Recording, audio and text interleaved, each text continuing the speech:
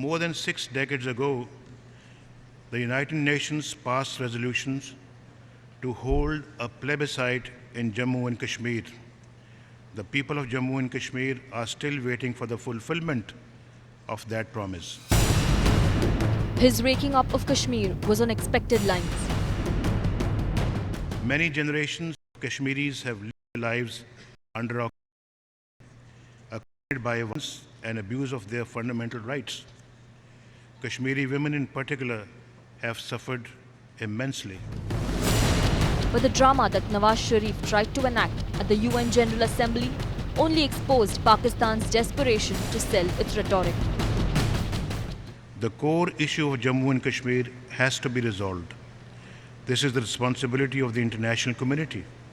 Our support and advocacy of the right to self-determination of the people of Jammu and Kashmir is our historic commitment and a duty as a party to the Kashmir dispute.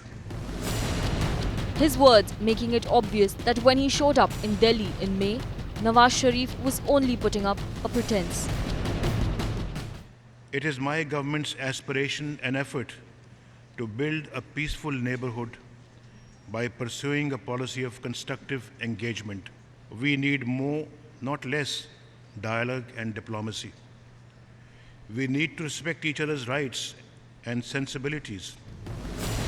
Nawaz Sharif ignoring the fact that when India offered talks, they chose to engage Kashmiri separatists.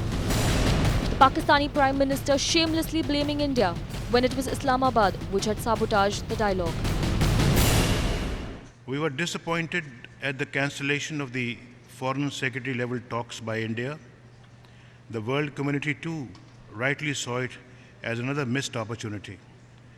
Pakistan is convinced that we must remain engaged in the dialogue process for settling disputes and building economic and trade relations. Let us not ignore the dividends of peace. Not surprisingly, even Pakistan's former ambassador to the US slamming Nawaz Sharif. I think it was a speech basically aimed at the domestic audience. I think he understood that the UN General Assembly is not really going to pay attention to what he says. If Kashmir could be solved just by mentioning it in the UN General Assembly, it's been done for 62 years, or rather 66 years. So it would have been resolved. In India too, Sharif being reminded about the futility of raking up Kashmir at the international fora.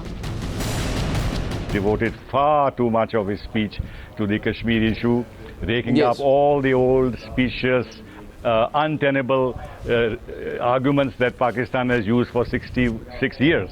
So I can't understand how he thinks that the arguments that they've used for 6.5 decades have any relevance today.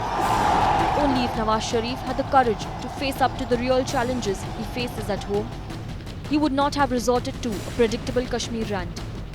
Bureau Report, Times Now.